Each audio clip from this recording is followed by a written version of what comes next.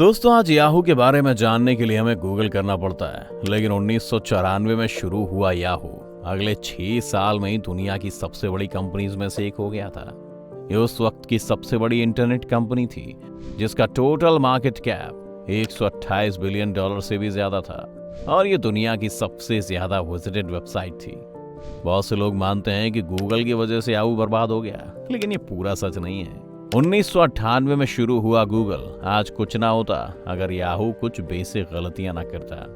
क्या थी वो बेसिक गलतियां, जानेंगे हम आज की इस वीडियो में, तो अंत तक बने रहिएगा हमारे साथ। लेकिन वीडियो शुरू होने से पहले अगर आप इस चैनल पर नए हैं या आपने अभी तक इस चैनल को सब्सक्राइब नहीं किया है तो चैनल को सब्सक्राइब करना और बेल आइकन दबाना ना भूलें। याहू के फेलियर के बारे में जानने से पहले हमें यह समझना जरूरी है कि याहू सक्सेसफुल क्यों था। ये साल 1994 की बात है।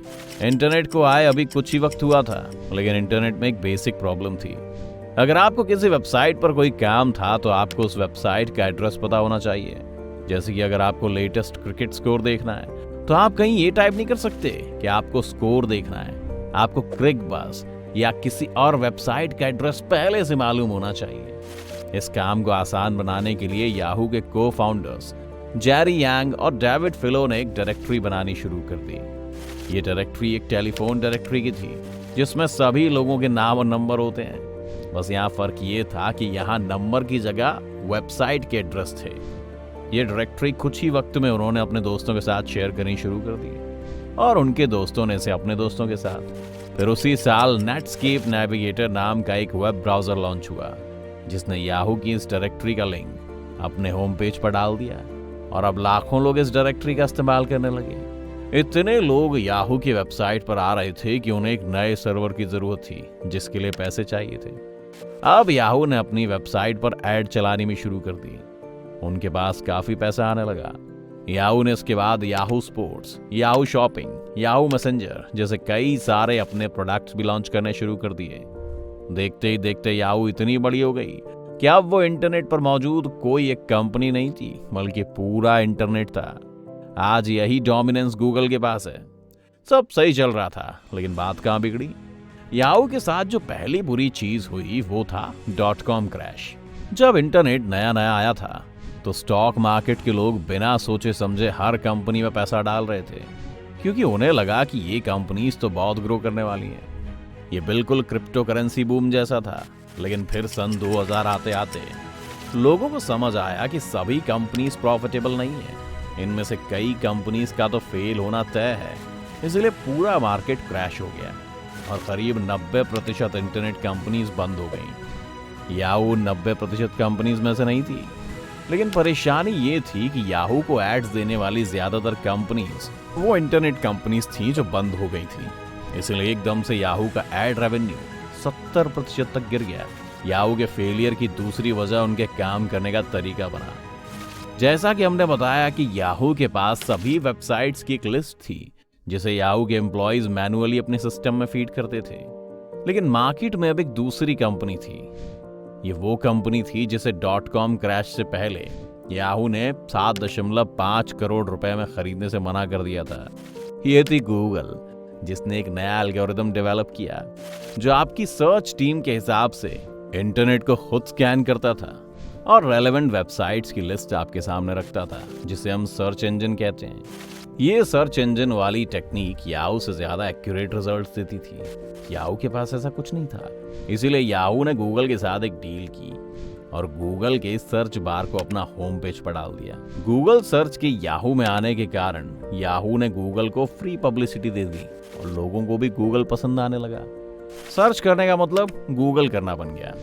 जब याहू को ये चीज रियलाइज हुई तो उन्होंने गूगल को खरीदने का सोचा और गूगल ने इस बार उनके सामने 7500 करोड़ रुपए का बड़ा प्राइस रखा। याहू ये प्राइस देने के लिए भी तैयार था, लेकिन इस डिसीजन में उन्होंने इतनी देर लगाई कि जब तक वो ये डील पूरी कर पाते गूगल का मार्केट प्राइस 3 गुना तक बढ़ गया था, जो याहू ने देने से मना कर दिया। गूगल के साथ लोगों को एक फायदा ये था कि जब लोग गूगल पर कुछ सर्च करते थे तो उन्हें उनकी सर्च के हिसाब से ही एड्स दिखाई जाती थी, जबकि याहू में रैंडम एड्स होती थी। इसीलिए गूगल की एड्स पर लोग ज्यादा क्लिक करते थे और यही वजह बना कि कंपनीज ने भी याहू से ज्यादा गूगल को एड्स देना प्रेफर किया। याहू लगातार इंटरनेट डोमिनेशन की रेस में पीछे हो रहा था। तब उन्होंने याहू सर्च भी लॉन्च किया और गेम में वापस आने की कोशिश की। याहू के पास 2006 में फेसबुक को $1 मिलियन में खरीदने का मौका भी आया। मार्क जकरबर्ग ये कंपनी नहीं बेचना चाहते थे, लेकिन उनके ऊपर बोर्ड मेंबर्स और इन्वेस्टर्स का ये प्रेशर था कि अगर याहू $1 बिलियन दे तो उसे खरीद लो। फेसबुक याहू की हो जाती, लेकिन याहू ने अपने ऑफर को घटाकर $850 मिलियन कर लिया और जकरबर्ग को इस ऑफर को रिजेक्ट करने के लिए एक बढ़िया बहाना मिल गया। याहू के फेलियर का एक और रीजन था कि उनके पास कोई विजन नहीं था कंपनी को ग्रो करने का। उन्हें पता ही नहीं था कि याहू को किस चीज पर फोकस करना है। जैसे एक बार याहू के एम्प्लॉयज को एक ट्रिप पर ले जाया गया और उनसे कहा गया कि वो उन्हें कुछ कंपनीज के नाम देंगे और उसके बाद उनके मन में पहला जो शब्द आए उन्हें वो कागज पर लिखना है। गूगल के आगे सबने सर्च लिखा, अमेजॉन के आगे शॉपिंग, माइक्रोसॉफ्ट के आगे सॉफ्टवेयर, लेकिन जब उनसे याहू बोला गया तो सभी ने अलग अलग जवाब लिखे, क्योंकि याहू ने लगभग हर फील्ड में एक नया प्रोजेक्ट खोला हुआ था।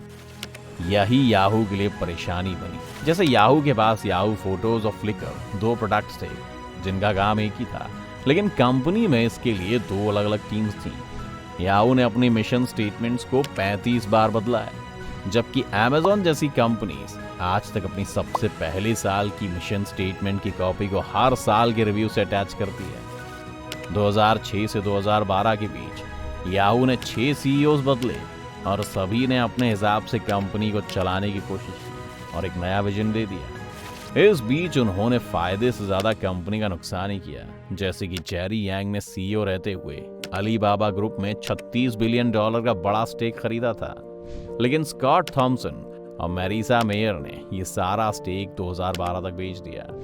ये स्टेक बाद में काफी प्रॉफिटेबल बना, लेकिन याहू हाथ मलते हुए ही रह गया। याहू के इतने सारे प्रोडक्ट्स पर ध्यान देने के कारण उनके सभी प्रोडक्ट्स मीडियोकर ही रहे और उन्हें जल्द ही रिप्लेस कर लिया गया। याहू शॉपिंग को अमेजॉन ने रिप्लेस किया, याहू मैसेंजर को व्हाट्सएप ने, फ्लिकर को इंस्टाग्राम ने, ऐसे और भी कई एग्जाम्पल्स हैं।